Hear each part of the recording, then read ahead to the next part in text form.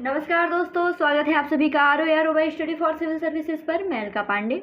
तो दोस्तों, हम लोग पढ़ रहे थे पर्यावरण एवं पारिस्थितिकी, जिसमें मैंने बहुत ढेर सारे इंपॉर्टेंट टॉपिक लिस्टिंग के माध्यम से 10-12 वीडियो में कवर कर दिए हैं। हम लोग देख रहे थे वन लाइनर फैक्ट्स। अगर आपने पिछला वीडियो नहीं देखा है तो उसको जाके ज़रूर देखिए, क्योंकि ये वीडियो उसी का कंटिन्यू पार्ट है। तो चलिए शुरू करते हैं। फैक्ट्स देख रहे हैं कि प्रकाश संश्लेषण की दर प्रकाश की निम्न तीव्रता पर बढ़ती है और जैसे जैसे तीव्रता उच्च होती है वह घटती है।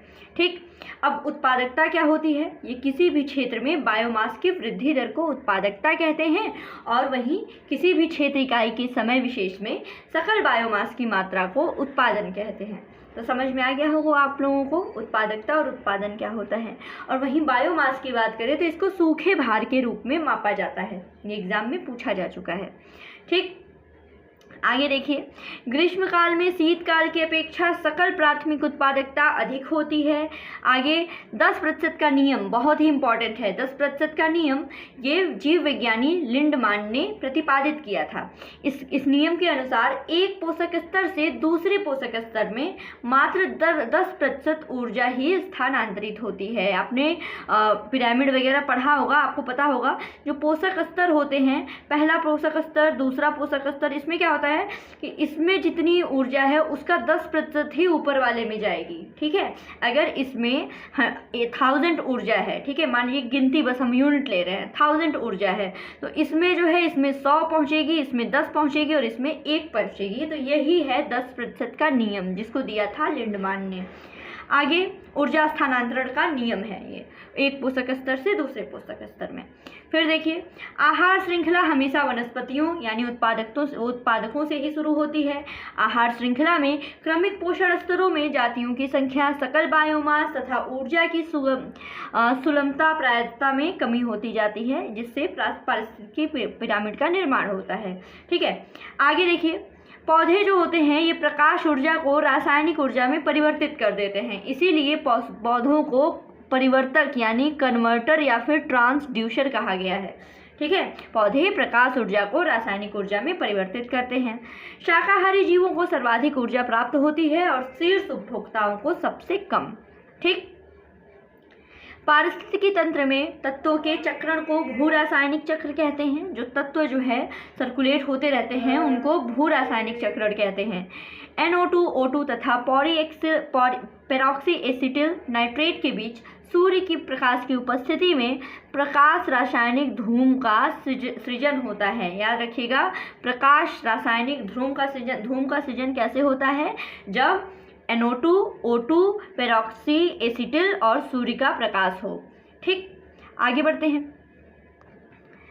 बायोमास के पिरामिड के द्वारा विभिन्न पारिस्थितिकी तंत्रों की उत्पादकता का बोध होता है। ठीक है, घटते उत्पादकता के क्रम में पारितंत्र का सही क्रम क्या है? घटते उत्पादकता में तो आप पहले ही पढ़ चुके हैं, सबसे स्थिर पारिस्थितिकी तंत्र कौन सा होता है? वो होता है समुद्र। ठीक है, तो इसमें देखिए सबसे ज़्यादा मैंग्रोव उत्पादकता होती है, फिर घास का मैदान, लास्ट में आता है झील और सागर। ठीक, हरे पौधे दिन के समय CO2 की बजाय वायुमंडल में ऑक्सीजन छोड़ते हैं, क्योंकि दिन के समय प्रकाश संश्लेषण की दर श्वसन की दर से अधिक होती है। घास भूमि क्षेत्र के परितंत्र की खाद्य श्रृंखला में सर्वोच्च स्तर के उपभोक्ता मांसाहारी होते हैं। ठीक है, देखे हो आप ना, घास जो भूमि क्षेत्र का परितंत्र होता है उसको आप समझ लीजिएगा। घास खरगोश खाता है, खरगोश मान लीजिए कोई और जानवर खा गया, खरगोश, फिर उसके बाद मतलब जो भी उपभोक्ता होगा सर्वोच्च स्तर का वो मांसाहारी ही होगा।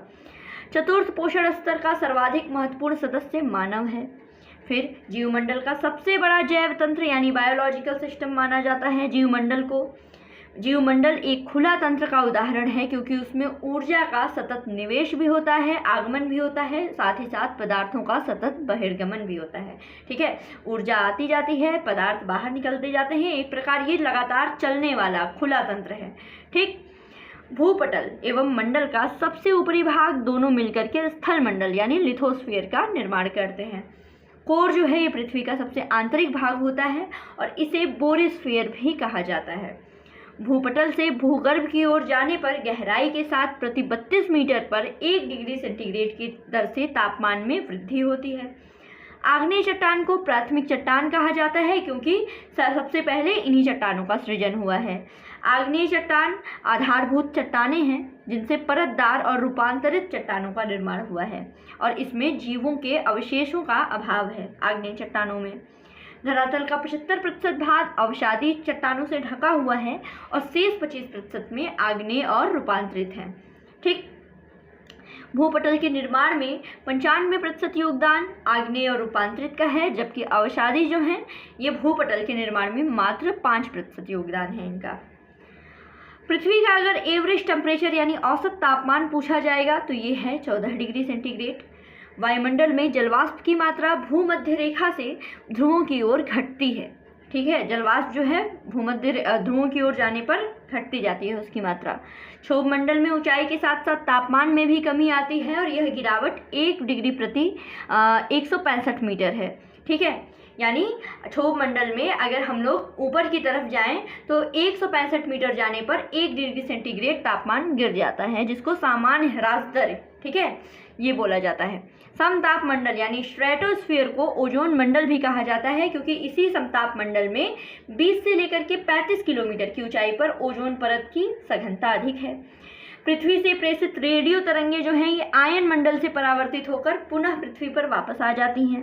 पृथ्वी पर पहुंचने वाले सौर विकिरण लघु तरंगों के रूप में पृथ्वी पर पहुंचती हैं। अब समताप रेखा क्या है? यह एक काल्पनिक रेखा है जो समान तापमान वाले स्थानों को मिलाती है और किसी स्थान से औसत तापमान और उस अक्षांश में औसत तापमान के अंतर को वहाँ पे तापमान विसंगति कहा जाता है।